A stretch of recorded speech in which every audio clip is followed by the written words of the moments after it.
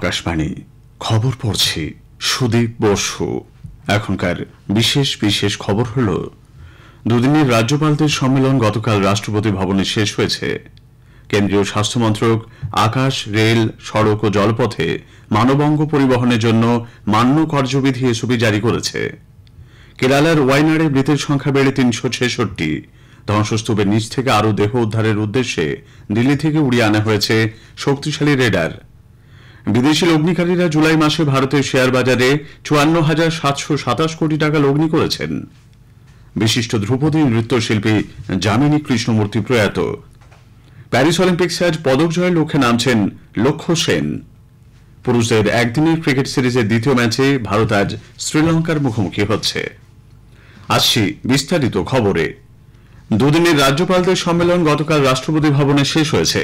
সমাপ্তিসূচক বক্তব্যে রাষ্ট্রপতি দ্রৌপদী মুর্মু আদিবাসী কল্যাণ, নারী ক্ষমতায়ন, প্রাকৃতিক চাষ ও মাদকাসক্তির মতো বিষয়ের উপর বিশেষভাবে জোর দিয়েছেন। তিনি জাতীয় স্তরে গুরুত্বপূর্ণ নানা বিষয়ে আলোচনার জন্য গঠিত রাজ্যপালদের গোষ্ঠীগুলিরও কাজের প্রশংসা করেন।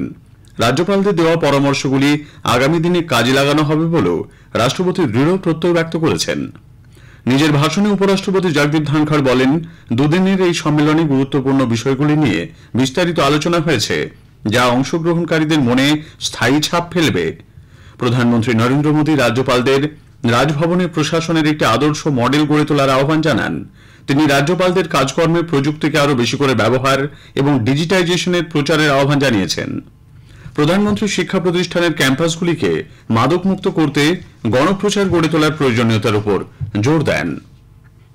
কেন্দ্রীয় স্বাস্থ্যমন্ত্রক আকাশ, রেল, সড়ক ও জলপথে মানবাঙ্গ পরিবহনের জন্য মান্য কার্যবিধি এসওপি জারি করেছে। দেশে অঙ্গ পরিবহনের সঙ্গে যুক্ত সকলের জন্য এই কার্যবিধি দিশানির্দেশ হিসেবে কাজ করবে। স্বাস্থ্য সচিব অপূর্ব চন্দ্র গতকাল জানিয়েছেন, অঙ্গ এক স্থান থেকে অন্য স্থানে নিয়ে যাওয়ার ক্ষেত্রে যাতে উপযুক্ত মান ও সুঅভ্যাসগুলি বজায় রাখা যায়, সেই লক্ষ্যে সরকারের এই পদক্ষেপ। এর মাধ্যমে অগণিত মানুষের জীবন রক্ষা করা সম্ভব হবে।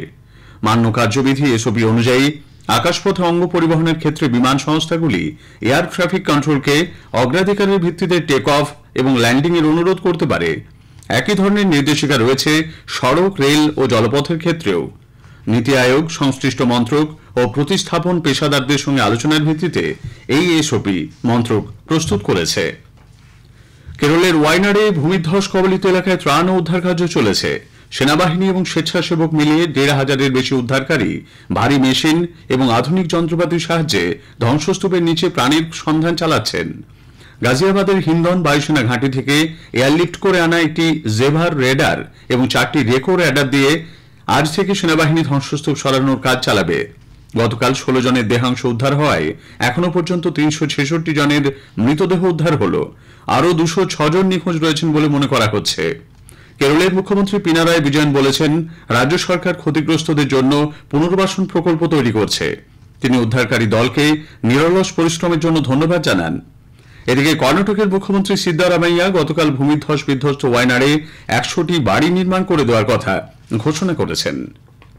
হিমাচল প্রদেশে 3টি মেঘ ভাঙা বৃষ্টিতে নিখোঁজ ৪৬ জনের সন্ধান এখনো মেলেনি। এদের মধ্যে সিমলা জেলার সামেজের ৩৩ জন রয়েছেন। নিখোঁজদের সন্ধানে এনডিআরএফ লাইভ ডিটেক্টর ডিভাইস ব্যবহার করছে। আনা হয়েছে স্নিফার ডগ। জেলাশাসক অনুপম কাশ্যপ জানিয়েছেন যে ক্ষতিগ্রস্ত সামেজ এলাকায় ৩০১ জন এনডিআরএফ কর্মী মোতায়েন রয়েছেন। দক্ষিণ পশ্চিম রাজস্থান এবং তার আশেপাশে একটি নিম্নচাপ অঞ্চল তৈরি হয়েছে। এর প্রভাবে পশ্চিম মধ্যপ্রদেশ ও পূর্ব রাজস্থানে অতি ভারী বৃষ্টির পূর্বাভাস দিয়েছে ভারতীয় আবহাওয়া দপ্তর আইএমডি। মধ্য মহারাষ্ট্র, কোঙ্কণ, গোয়ার ঘাট এলাকায় আজ অতি ভারী বৃষ্টির সম্ভাবনা রয়েছে। জম্মু কাশ্মীর ও পাঞ্জাবের পাশাপাশি হিমাচল প্রদেশ, উত্তরাখণ্ড, উত্তরপ্রদেশ, রাজস্থান, হিমালয় সন্নিহিত পশ্চিমবঙ্গ এবং উত্তর পূর্ব ভারতে এ মাসের 10 তারিখ পর্যন্ত বিচ্ছিন্নভাবে ভারী বৃষ্টিপাতের পরিস্থিতি বজায় থাকবে। এদিকে দক্ষিণ ভারতের উপকূলীয় কর্ণাটকে আজ ভারী বৃষ্টিপাতের পরিস্থিতি রয়েছে। কেরল, মাহে এবং তামিলনাড়ুতে আগামীকাল পর্যন্ত ভারী বৃষ্টি হতে পারে। কেন্দ্রীয় স্বরাষ্ট্রমন্ত্রী অমিত শাহ সমস্ত দেশবাসীর কাছে হর ঘর তিরঙ্গা প্রচার আন্দোলনকে আরো জোরদার করার ও ফের সোৎসাহিত অংশ নেওয়ার আহ্বান জানিয়েছেন। এক সোশ্যাল মিডিয়া পোস্টে শ্রী শাহ নাগরিকদের 9 থেকে 15 আগস্টের মধ্যে তিরঙ্গার উত্তোলন ও প্রদর্শনের আবেদন করেছেন। প্রধানমন্ত্রী নরেন্দ্র মোদীর হর ঘর তিরঙ্গা অভিযান গত 2 বছরে একটি জাতীয় আন্দোলনে পরিণত হয়েছে বলে তিনি মন্তব্য করেন। সশস্ত্র সীমা বল এসএসবির মহানির্দেশক দলজিৎ সিং চৌধুরী সীমান্ত নিরাপত্তা বাহিনী বিএসএফ এর অতিরিক্ত দায়িত্বভার গ্রহণ করেছেন। উত্তরপ্রদেশ ক্যাডারের এই আইপিএস আধিকারিক গত জানুয়ারিতে এসএসবির মহানির্দেশকের দায়িত্বে এসেছিলেন। বিদেশি লগ্নিকারীরা জুলাই মাসে ভারতের শেয়ার বাজারে ৫৪,৭২৭ কোটি টাকা লগ্নি করেছে। National securities depository limited NSDL এর প্রকাশিত তথ্য অনুযায়ী বিদেশি লগ্নিকারীরা শেয়ারে ৩২,৩৬৪ কোটি এবং ঋণ বাজারে ২২,৩৬৩ কোটি টাকা বিনিয়োগ করেছেন। সরকারের আর্থিক শৃঙ্খলা, ভারতীয় অর্থনীতির মজবুত অবস্থান এর কারণ বলে বাজার বিশেষজ্ঞদের অভিমত। খবর শুনছেন আকাশবাণী থেকে। অসমের মরিগাঁওয়ে টাটার সেমিকন্ডাক্টর ইউনিট তৈরির কাজ শুরু হয়েছে বলে কেন্দ্রীয় ইলেকট্রনিক্স ও তথ্য প্রযুক্তি মন্ত্রী অশ্বিনী বৈষ্ণব জানিয়েছেন। গতকাল নতুন দিল্লিতে এই প্ল্যান্ট সম্পর্কে শ্রী বৈষ্ণব বলেন, এই ইউনিটের জন্য ২৭,০০০ কোটি টাকা বিনিয়োগ হচ্ছে। ১৫,০০০ প্রত্যক্ষ এবং ১১ থেকে ১৩,০০০ অপ্রত্যক্ষ কর্মসংস্থান তৈরি হবে। बहुत ही खुशी की बात है कि इससे असम में 27,000 करोड़ रुपए का इन्वेस्टमेंट आएगा और इससे करीब 15,000 डायरेक्ट जॉब्स और 11 से 13,000 इनडायरेक्ट जॉब्स क्रिएट होंगे। सेमीकंडक्टर एक फाउंडेशनल इंडस्ट्री है, इसमें केवल उसी यूनिट के जॉब्स को काउंट करना उचित नहीं होता है। जैसे सेमीकंडक्टर यूनिट आता है उसके साथ ही साथ बहुत सारी डाउनस्ट्रीम इंडस्ट्रीज भी उसके साथ ही साथ आने लगती है। দিল্লি সরকার পরিচালিত হোম আশা কিরণে গত এক মাসে ১২ জন আবাসিকের মৃত্যুর খবরে জাতীয় মানবাধিকার কমিশন দিল্লির মুখ্য সচিব ও পুলিশ কমিশনারকে নোটিশ পাঠিয়েছে। সংবাদ মাধ্যমে প্রকাশিত খবরের ভিত্তিতে শতপ্রণোদিত হয়ে কমিশন ৪ সপ্তাহের মধ্যে বিস্তারিত রিপোর্ট চেয়েছে। প্রয়াত হয়েছেন ভারতীয় ধ্রুপদী নৃত্যশিল্পী মুঙ্গারা যামিনী কৃষ্ণমূর্তি। পদ্ম পুরস্কার প্রাপ্ত এই শিল্পী একাধিক বার্ধক্যজনিত সমস্যায় ভুগছিলেন। ভর্তি ছিলেন দিল্লির একটি বেসরকারি হাসপাতালে। তাঁর বয়স হয়েছিল ৮৪ বছর। গতকাল ওই হাসপাতালে তাঁর প্রয়াণ ঘটে।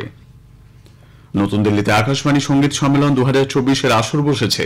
দুদিনের এই সঙ্গীত সম্মেলনে আকাশবাণীর রঙ্গভবনে গতকাল বাঁশির সুরে শ্রোতাদের মন জয় করেছেন বিশিষ্ট সঙ্গীতজ্ঞ পণ্ডিত রাজেন্দ্র প্রসন্ন। আজ সঙ্গীত পরিবেশন করবেন পণ্ডিত বিশ্বমোহন ভাট, পণ্ডিত সলিল ভাট, পণ্ডিত সাজন মিশ্র এবং সারাংশ মিশ্রের মতো শিল্পীরা। বাংলাদেশের প্রধানমন্ত্রী শেখ হাসিনা সংরক্ষণ বিরোধী আন্দোলনে আটক ছাত্রদের মুক্তির নির্দেশ দিয়েছেন।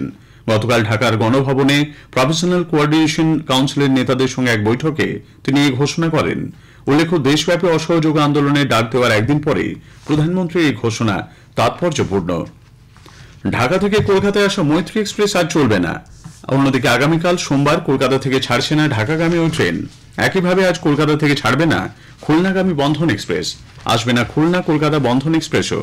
শর্ত সাপেক্ষে যাত্রীদের টিকিটের দাম ফেরত দেওয়া হবে বলে রেলের তরফে জানানো হয়েছে।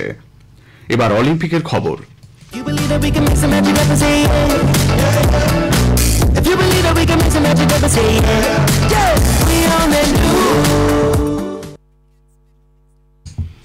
প্যারিস অলিম্পিক্সের ব্যাডমিন্টনে পুরুষদের সিঙ্গলসের সেমিফাইনালে ভারতের লক্ষ্য সেন শীর্ষ বাছাই এবং প্রাক্তন চ্যাম্পিয়ন ডেনমার্কের ভিক্টর অ্যাক্সেলসেনের মুখোমুখি হবেন। খেলা শুরু ভারতীয় সময় দুপুর ৩:৩০। এই ম্যাচে জয় পেলে লক্ষ্যর পদক জয় নিশ্চিত হবে। টোকিও অলিম্পিক্সে পদকজয়ী বক্সার লাভলিনা বরগোহাঁই মহিলাদের ৭৫ কেজি বিভাগের কোয়ার্টার ফাইনালে চীনের লি কুইয়ানের মুখোমুখি হবেন। খেলা শুরু দুপুর ৩:০২। পুরুষদের হকির কোয়ার্টার ফাইনালে ভারত আজ দুপুর ১:৩০টায় গ্রেট ব্রিটেনের বিরুদ্ধে খেলবে। এই ম্যাচে জিতলে ভারত পরপর দুটি অলিম্পিক্সে শেষ চারে ওঠার যোগ্যতা অর্জন করবে।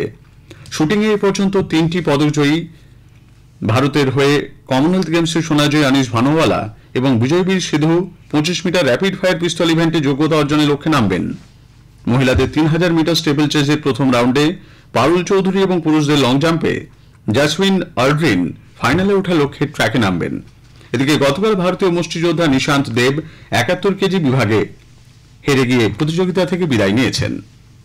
পুরুষদের একদিনের ক্রিকেট সিরিজের দ্বিতীয় ম্যাচে ভারত আজ শ্রীলঙ্কার মুখোমুখি হচ্ছে। আর প্রেমদাসা স্টেডিয়ামে খেলা শুরু হবে ভারতীয় সময় দুপুর ২:৩০টায়। শেষ করার আগে খবরের বিশেষ কিছু অংশ আরও একবার। দুদিনের রাজ্যপালদের সম্মেলন গতকাল রাষ্ট্রপতি ভবনে শেষ হয়েছে। কেন্দ্রীয় স্বাস্থ্য মন্ত্রক আকাশ, রেল, সড়ক ও জলপথে মানবঙ্গ পরিবহনের জন্য মান্য কার্যবিধি এসওপি জারি করেছে। বিশিষ্ট ধ্রুপদী নৃত্যশিল্পী যামিনী কৃষ্ণমূর্তি প্রয়াত। খবর শেষ হল।